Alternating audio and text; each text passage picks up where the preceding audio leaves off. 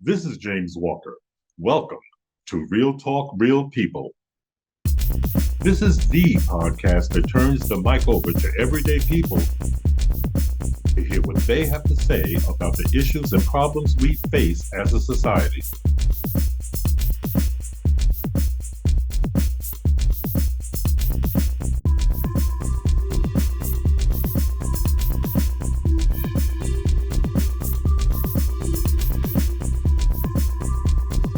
Hello, everyone. Thank you so much for joining us again this week.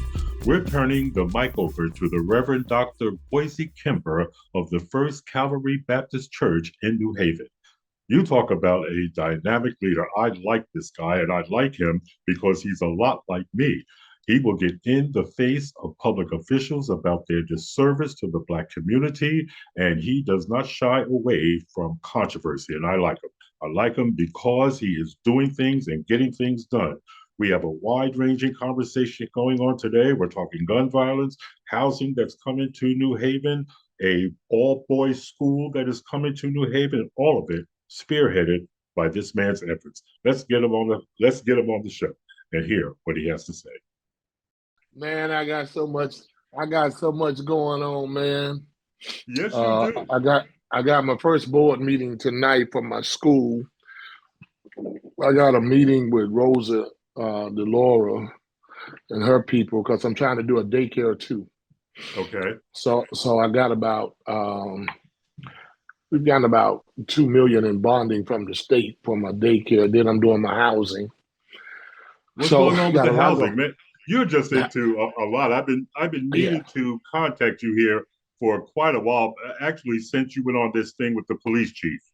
And I right, said, right. I keep saying, let me get to him, let me get to him. And it's Yeah, always something else that comes up. And last week, something happened. I said, stop right now, call him. And that's what I did because I really do. yeah. I have to be frank. I really do appreciate what you're doing. I think Thank what you, you're thank doing you. is important. I think this school, this idea for the school, I have been on board with you since. Yes. So let's start this again. A lot of people don't know who you are who are listening to my show because believe it or not, my show is actually in 4 different countries, Oh my and Lord. it is very popular there. You know, um, Yeah. so why don't you start off by telling people who you are and what you represent? So I am Reverend Dr. Boise Kimber, and I grew up in a little small town in Alabama called Phoenix City, Alabama. And I started preaching at the age of 15. I started pastoring my first church at the age of 16 when I was in high school. So I got a football scholarship to Johnson C. Smith University, Mm-hmm. Charlotte, North Carolina, where I played football. And I also pastored two churches in North Carolina, one while I was in school. And then when I graduated, I got called to another church in Burlington, North Carolina.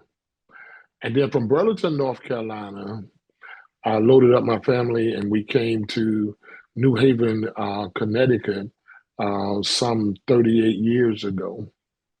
And I have been pastoring the First Calvary Baptist Church for the last going on 37 years, be 37 years in June. I have always been a lover of civil rights. Growing up in Alabama, um, we grew up under the lineage of George Wallace, but we also grew up under the civil rights movement under Dr. Martin Luther King Jr. I was about, I think I was about 8 or 9 years old when Dr. King got assassinated. Um, our town is about 60 miles from Montgomery. So I have met all of the civil rights leaders in person, been at my church, uh, but Dr. King, a lover of civil rights. I believe that what I have done in this community and across the country have been because of my love for civil rights and my love and wanting to liberate the people in whom I serve. when I talk about liberation, that we cannot be liberated unless we are in the same area, part of what the whites and other groups are doing. And liberation, many have paid the price, A heavy price. a heavy price, with Sweeney and Goodwin and Cheney paid a great price in Mississippi in trying to register people to vote. So that has been one of the things that we have dealt with. I remember and in reading um, how Dr. King was able to get Lyndon B. Johnson to sign the 1960 rights, 65 Voter Right Act, that we would have a right to vote. But still, there has been the hurdle of us being able to vote Cast that and vote. cast, definitely to cast that vote. And it has become harder in this 21st century to cast that vote. That you cannot even, in Georgia, you cannot even bring a person a bottle of Bottled water. water. It doesn't matter how long that they have been in line, you cannot do that. And so if you look across the state in these red states, what they are doing and what they are trying to do. Tennessee is trying to bring back the hanging, Hanging. Yeah. and we know who got hung back in the day. So I work on things that I feel that is important to the community in which I serve. We know that education is important. We know that housing is important.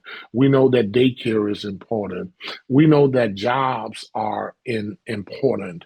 The important things, we know that having black judges on the bench is Important. important. And those things that affect us, the community that I serve, I am on top of those things every day. Working with gun violence in our community at this present time with the chief state attorney, I was able to get a grant to start a pilot program in Newhallville, where I partner with Urban Community Alliance, and we've got two full-time young men and a supervisor on the streets in Newhallville. We hired a company to do the data to show us and to deal with parents. So those are some of the things that we are doing in this community. Recently, back in 2017, I went to Mayor Tony Hart, and I shared with her that we have a major problem with young men in this district. Major problem, Major and problem. if we don't do something now, Mayor, on the front side, the back side, we're going to really be in trouble. She agreed. The first thing we did was to start a Saturday Academy. I asked her to start a Saturday Academy in the Dixwell and Newhallville area, and we had those schools open on Saturday for learning and teaching and training and activities also. From there, I said to her, I would like to start an inter-district charter school. She was all for it. We we had the votes. We went to visit Eagle Academy, all boys school in New York in the Bronx. Uh, Talked to David Banks, who was in charge of Eagle Academy, and now he's the commissioner of education in New York. Hmm. And he and I text on the other day in reference to the school. So they voted it down. the vote that we thought we had, that person said, I changed my mind and said, you said, I said to him, and I'm talking about Ed Jordan. Wait a minute. I said, you, I need to clarify something. Are you saying that they voted down the idea for the school, or are you talking back then? Are you talking now or then? no, no, back, I'm talking back then. Back I'm going to then. get to Okay. now. Yeah, I'm going to get to the now. Okay. And so they did that, and I continued to work on this school. I continued to talk to educational people, state educational board, continued to talk to the governor back when Malloy was there, continued to talk to Lamont and Charlene Tucker, who was the commissioner. And so we decided, at least I decided, even before I had a board, that we were going to apply for a charter school, an all boys charter school that we would apply for. Well, the name of the school I was going to give for the interdistrict school, and I kept the same name. I kept the name of Edmonds Cofield Preparatorial Academy for Young Men. Well, Dr. Edmonds was the pastor of the United Church of Christ on Dixwell Avenue. Dr. Edmonds was there for 35 years. He was also a PhD professor at Southern Connecticut State University. And Dr. Edmonds was blind, and Oh, he I didn't was a know that. mentor. Yes, he was a mentor of mine. I would pick him up from school every Monday that I was in town for the clergy meeting. And Dr. Edmonds was born and raised in Texas. I think it might have been San Antonio, Texas, some part of Texas. And he was an active participant in the civil rights. He came to Bennett College in North Carolina, where he taught college there. While there, he participated in a sit-in at the Woolworth store at their counter, and very active with Ben Chavis uh, out of um, out of North Carolina. I don't know whether or not you ever heard of the Wilmington Ten, The who? and where they called them the Wilmington Ten, No, I've right? never heard of that. And that was Ben Chavis, who they said that Ben Chavis had I know who burned he down is. some churches.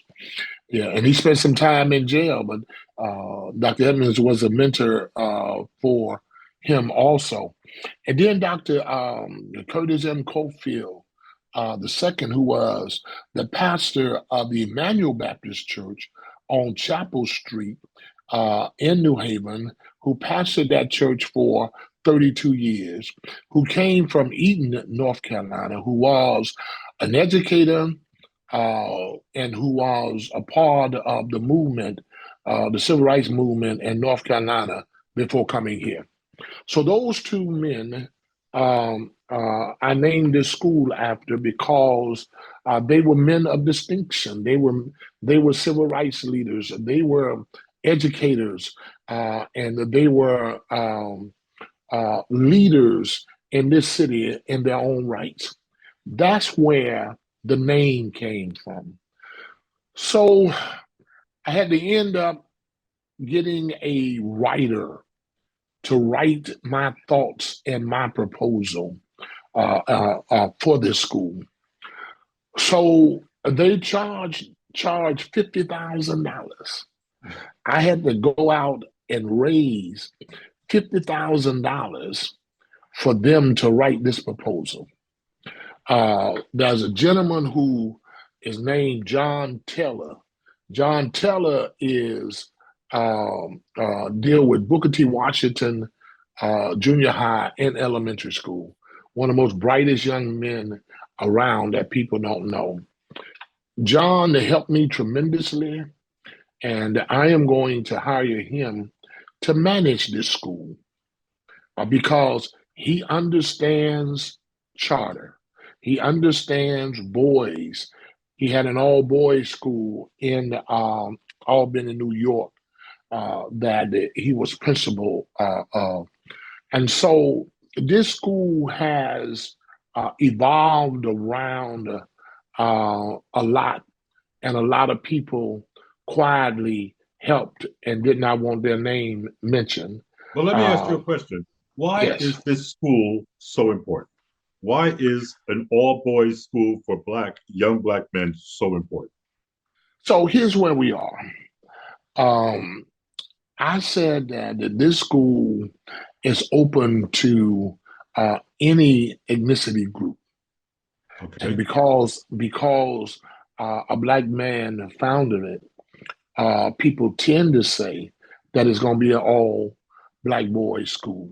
But the door is open, as my big mama would say in church, whosoever will, let them Really? come.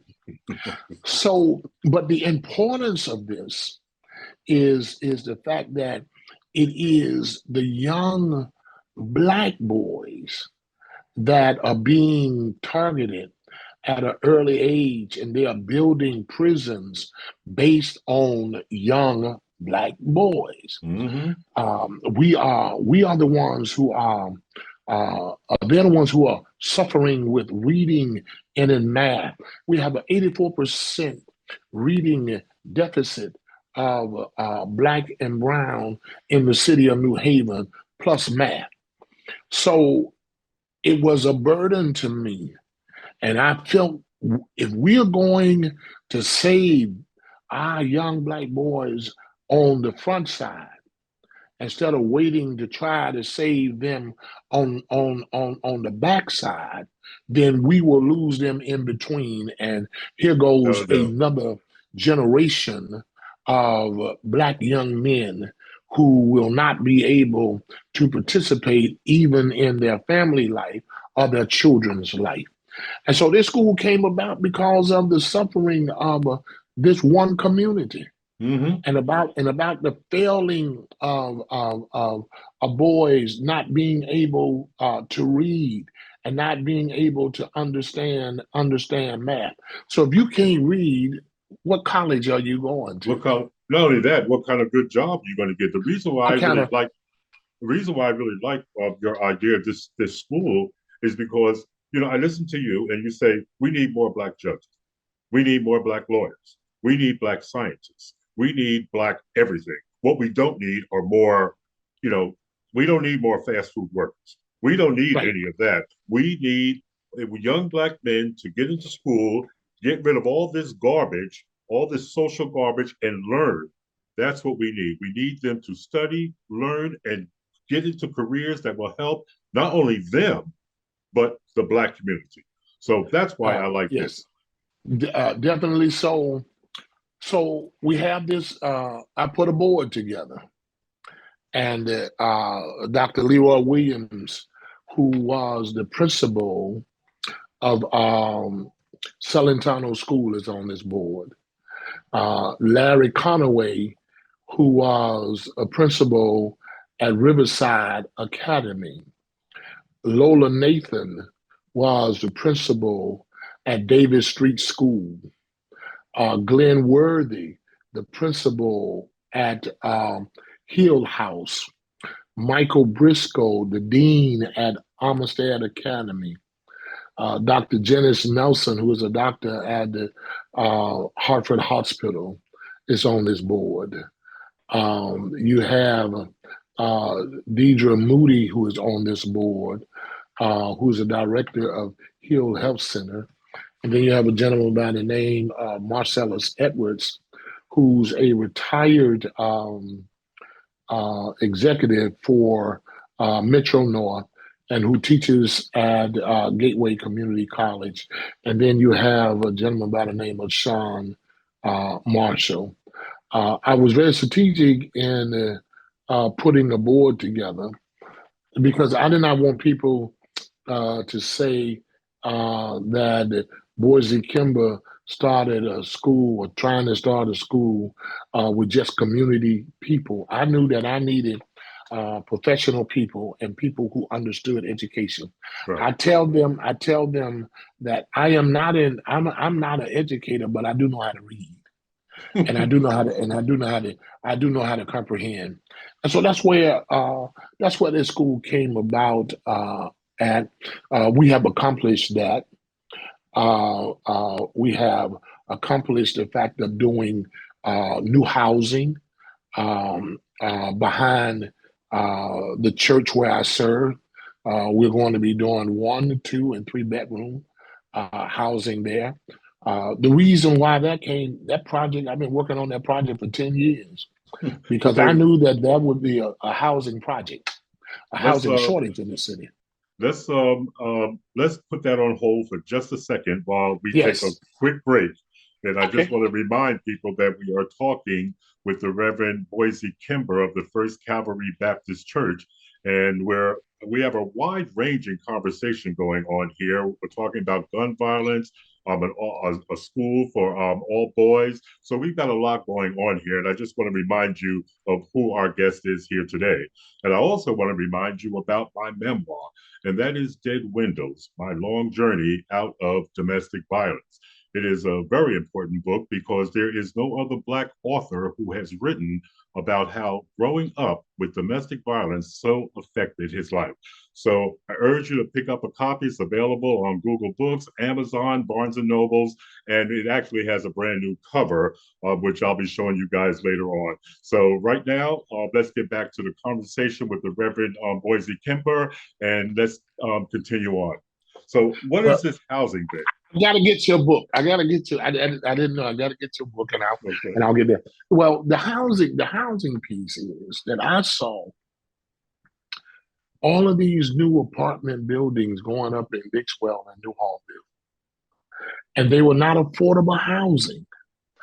I saw gentrification coming into our community, and our people being Pushed forced out. out of the community.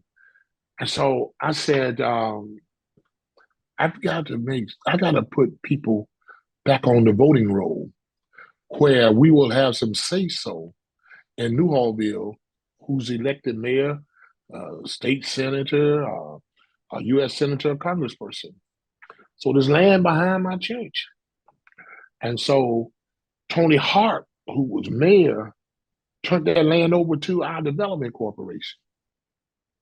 Then I hired a developer to come in and to do the assessment of what we could do there.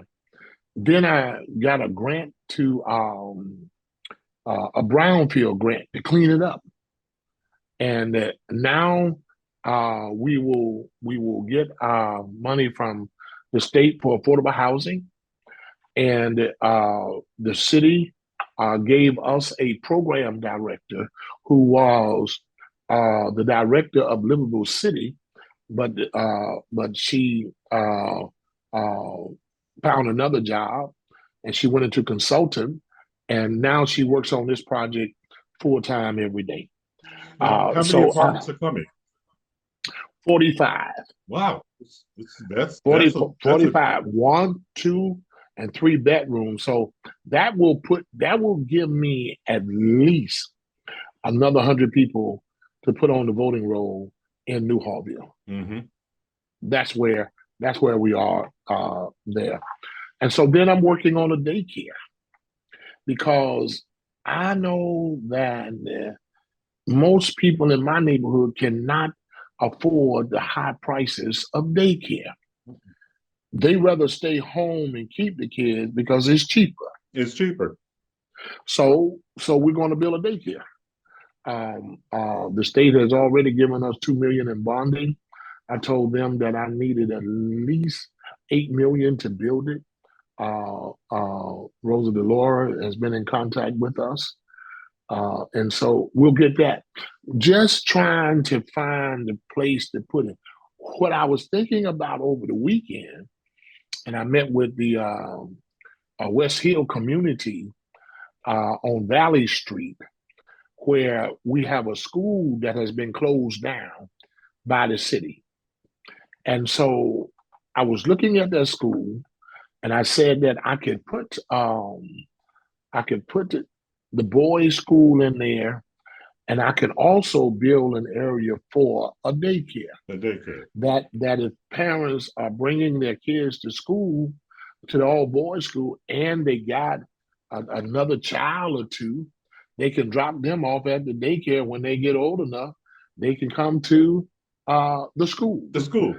So those pieces that we are looking at and trying to continue to work on. My motto is, where there is no vision, the people perish. The people, that's the truth. When do you anticipate the school being open and available to students? The school will be open in August of 2024. Nice. We have the first thing we got to do is we're going to hire a headhunter to find us the right principal, and then we will hire that principal a year in advance. And this principal will go around the country looking at all boys school and getting best practices to come back and implement some of the things with this school.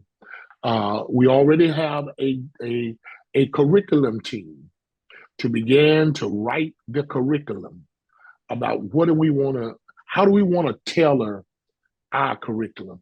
Because in some schools, there is not a band. Some school there is not a newspaper.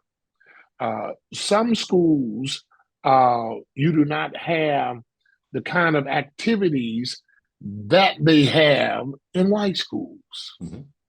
Which are very important. People tend to ignore them, but those extracurricular activities are very important. Very important. Very important. And so we will have uniforms. We will have coats and ties and same, and they will not wear sneakers. They will wear shoes. I love the idea. I do. I love the discipline. And the parents, in order to get into this school, the parents will have to come for an interview along with their child or children, because parents are going to have to be involved. One of the things, James, that I found out, and that they're writing the curriculum in reference to interviewing parents and students. One of the things I found out that this interview, I told them I wanted to last between 40 and 45 minutes. And they said, why?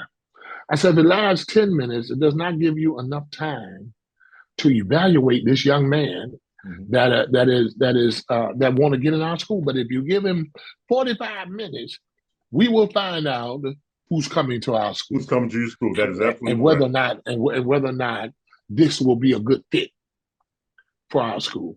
And so those are some of the things that we're doing. I think the final thing is I am running for the presidency of the National Baptist Convention, USA Incorporated. It is the largest Black convention in the United States. And I'm running for that. Everything else is not enough for you, huh? You gotta do that. And I'm running for that. And I'm also the president of the Connecticut State Missionary Baptist Convention, all of the Baptist churches in Connecticut. I have used that to empower our community. I want to carry this nationally to empower Black people across the world. And that's where we are. You've been listening to Real Talk, Real People. If you would like to be on the show, if you have an idea for the show, give us a call at 203-605-1859 or drop us an email at realtalkrealpeoplect@gmail.com. You folks have a good week, and we'll talk again next week.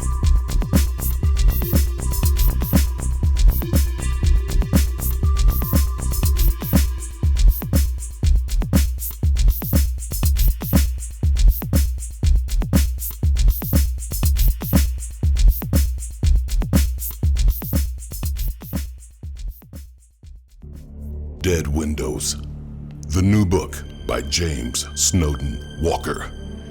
Available now on Amazon, Barnes & Noble, and Google Books.